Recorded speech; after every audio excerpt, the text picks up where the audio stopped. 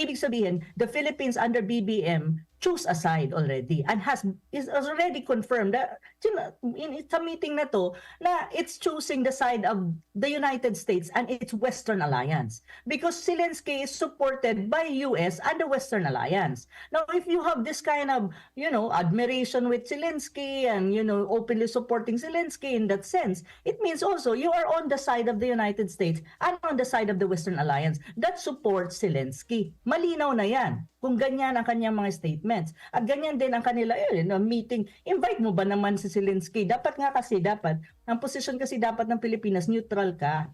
You don't choose a side, you just have to be neutral.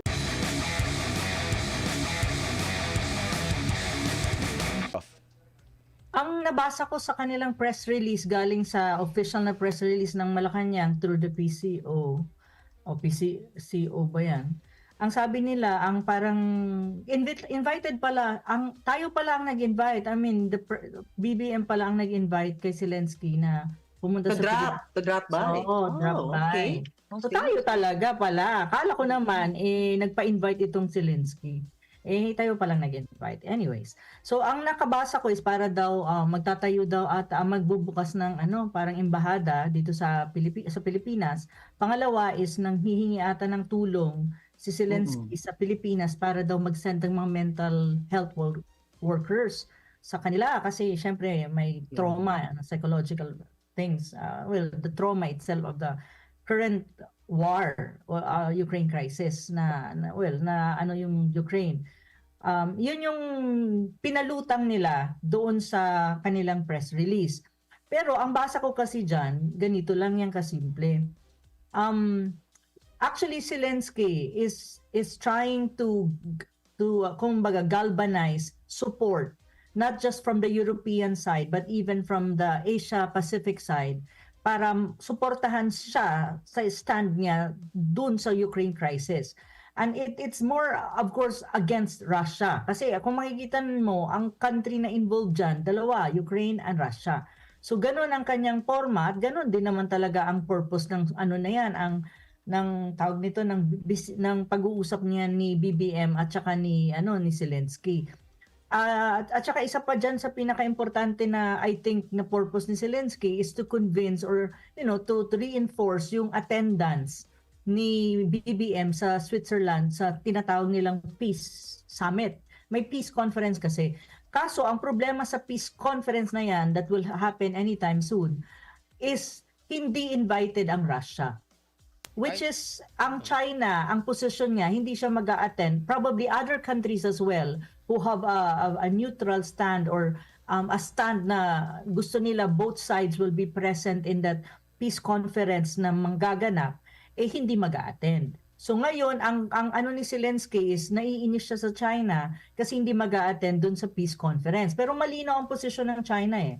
If you want to have a peace conference discussing the Ukraine crisis, with other countries involved, the two sides has to be present. Ibig sabihin, Russia will be there, Ukraine will be there. Kasi sila yung involved eh. Pero parang ang nangyayari, Russia will not be involved or will not be in that conference. So, ang stand ng China, hindi rin siya mag-a-attend kasi hindi yun ang kanyang prinsipyong tinatayuan. And probably other countries na malalakas din, like probably BRICS countries, will not be there. So, ngayon, ang ginagawa nitong Zelensky is convince other countries or presidents like BBM to attend that peace summit para magkaroon ng legitimacy. Kasi parang yun ang kailangan mo para maging legitimate din at kung may purpose ba or may kakaratnan ba yung peace summit na yan. So yun yung isa din siguro na basa ko na purpose kung bakit itong si Zelensky bumisita dito sa Pilipinas at kinakausap si BBM. From what I know, BBM will attend the peace summit. Parang ano pala ito, Prof? Parang yung sa tribunal na parang isa lang ang involved. Oo, parang ganun. Nakuha mo, Anmar. Oo, kasi hindi sumali yung China. Kumbaga, bakit may arbitration, isa lang yung panig. Dapat dalawa yan. Kasi nagkaroon ng gera. Hindi naman nagkagera ang Ukraine dahil sa Ukraine lang. Meron diyang involved ang Russia. At kung gusto mo talaga ng panawagan ng kapayapaan, dapat yung involved parties ang ando doon. Parang ang lalabas niyan, parang nagiging rally lang.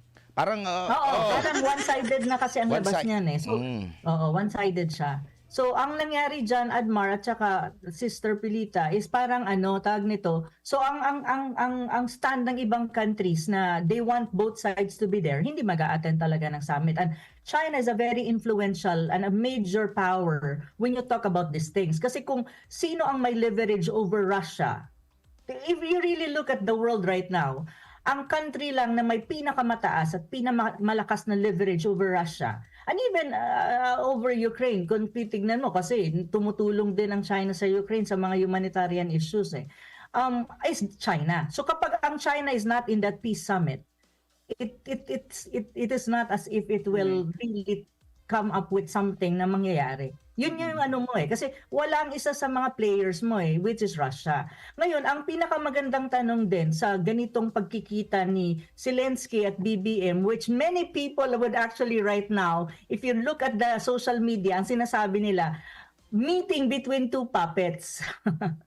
So ngayon yun ang mababasa mo yan sa lahat ng social media in and out of the country. Ang term nga ng mga tao is there's a meeting of the two puppets daw ng United States. Yun ang mga lumalabas sa social media at mga komentaryo. Pero ang pinaka-importante kasi ngayon na dapat nating tignan is ano ang implication ng kasi very open din ang si BBM, si President BBM, na sinasabi niya, he supports or in his government supports Ukraine when it comes to territorial integrity, when it comes to this, that. So may open support siya sa Ukraine na kung titignan mo, ibig sabihin, kung ang open support ka, it has implication with Philippine-Russian relation. May implication yan on the part of Russia. And on the other hand, sa meeting na to at sa ganyang larangan na you're openly supporting Ukraine in that sense, in the Ukraine crisis, anong ibig sabihin nun? Ang ibig sabihin nun, geopolitically speaking and internationally speaking, countries in the world will perceive the Philippines making a choice or making a side. Ano yung side na yon? The side is, in that sense, kung titignan mo talaga at babasahin mo siya in a geopolitical perspective and international relation perspective, ibig sabihin, the Philippines under BBM choose a side already and is already confirmed that sa meeting na to na it's choosing the side of the United States and its Western alliance because Zelensky is supported by US and the Western alliance. Now if you have this kind of admiration with Zelensky and openly supporting Zelensky in that sense, it means also you are on the side of the United States and on the side of the Western alliance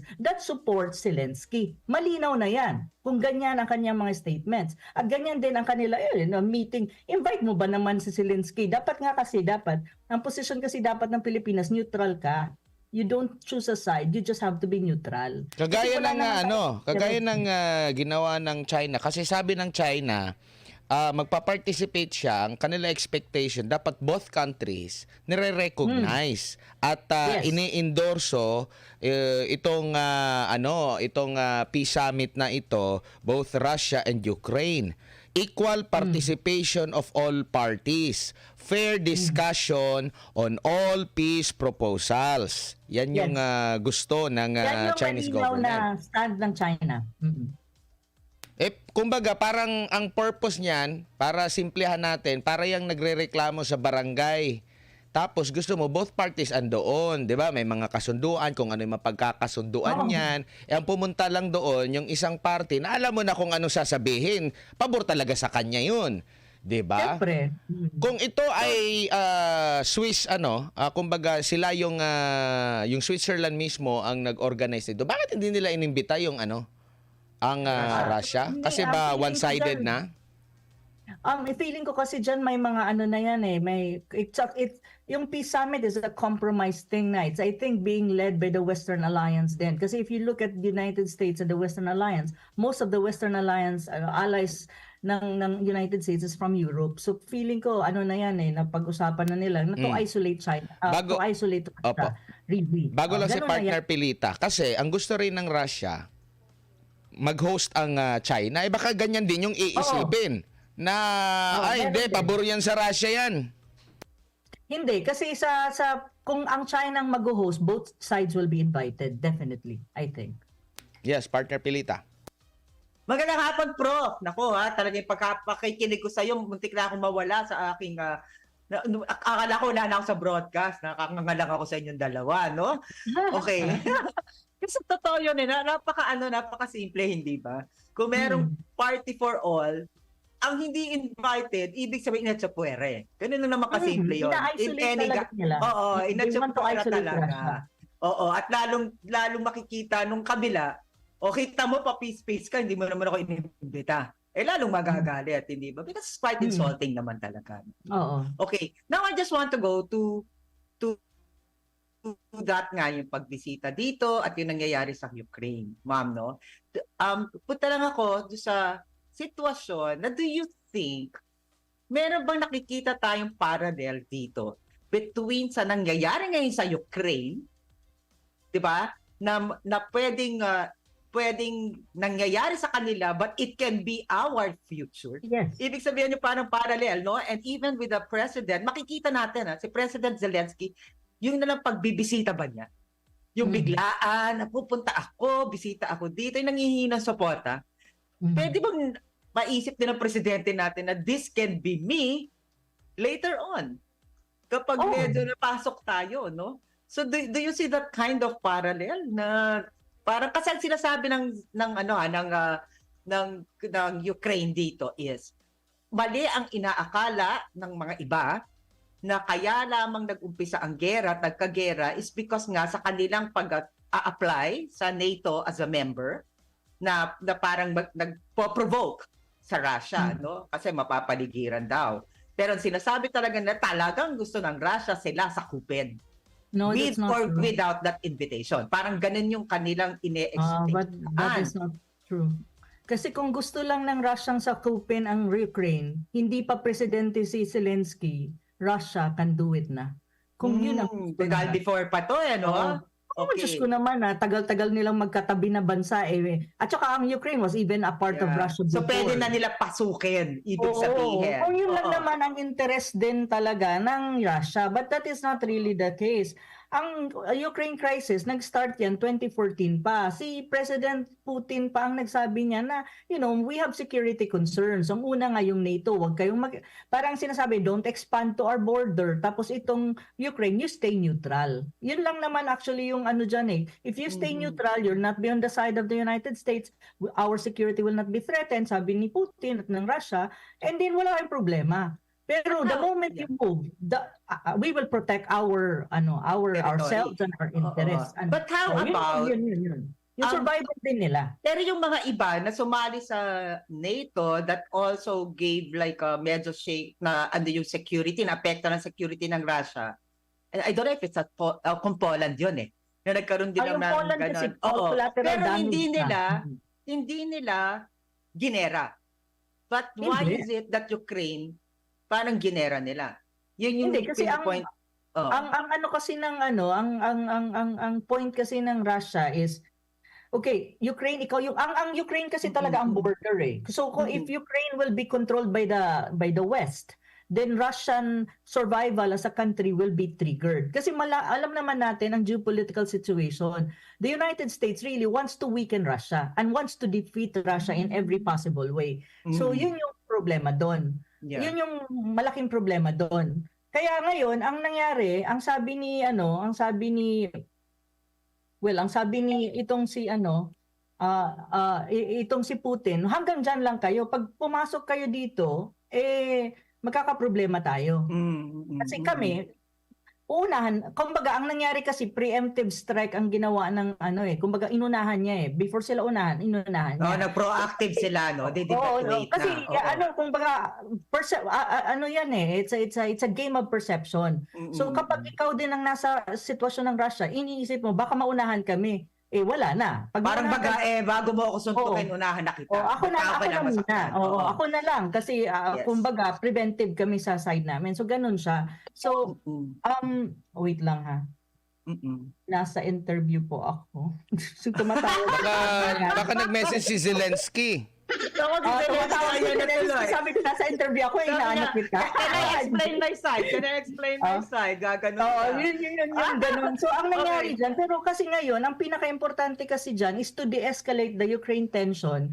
And then, after that, to talk about the peace deal. Ang peace deal kasi maano na, nandyan na yan eh.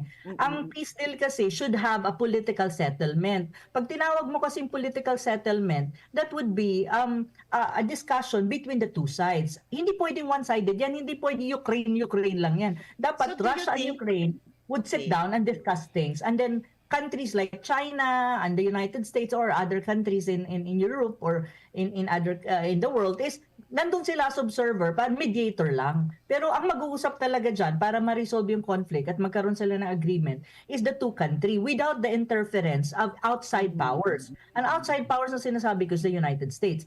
We have to be very frank about this. The Ukraine crisis is a proxy war between the United States and Russia. It's not a war between Ukrainians and Russians. No. Russians, oo. Oo, Pero yun siyempre, talaga there are people who are saying na no, it's not a proxy war. Talagang No, gusto it is a maggera. proxy war. Oo. Oo, Okay, tas now. ito naman, ngayon ang tanong, Sister Pilita, before ka magtanong uli, before ko ibigay yung floor sa'yo, yung sinasabi mong parallelism. Yun ang sinasabi Yes, natin, yung di ba? parallelism. Matagal na natin Oo. dinidiscuss to, na ang Pilipinas is also, if we will not be careful at hindi tayo mag-iisip, hindi tayo prudent sa lahat ng ginagawa natin, would end up as the Ukraine in Asia. Kasi tayo ngayon naman ang proxy ng United States sa Asia-Pacific region.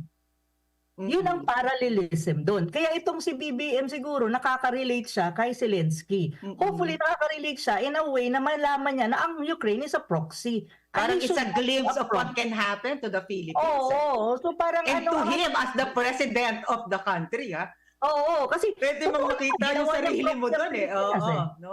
tas Okay. sabi pa niya, people daw in the Asia-Pacific region or countries in Asia-Pacific region should promote peace and development and be neutral. In the very first place, if you want other Asia-Pacific region, if you preach in the Shangri-La dialogue na, kayo Asia-Pacific region, dapat tayo ay maging neutral, you have to do it first. How are you gonna do it? Take away all the EDCA sites, especially the additional one. Okay. Kasi that makes you the proxy in the Asia-Pacific region. Yun yung nag-trigger no? Oo, yun talaga yun eh. Oo. So ang tanong Ngayon- ko, bakit ka magpipreach sa Asia-Pacific region na we need to be neutral, we need to be on the side of peace? How can you be neutral when your foreign policy is leaning to the United States? And even in the Shangri-La, you even advocate for the United States to be in the Asia-Pacific region. Come on, give me a break, you know? So sabi ko, ano ba ang pinagsasabi niya? Parang he is contradicting himself because his foreign policy is basically leaning to the United States. The presence of EDCA sites and all other military strengthening between the West and the current Philippine government is already a sign that you are on the side of the West. And if you're on the side of the West, then you are not neutral. How can you have the moral ascendancy to even preach everyone in the Asia-Pacific region to be neutral when you are not even neutral under your government? So that is crazy.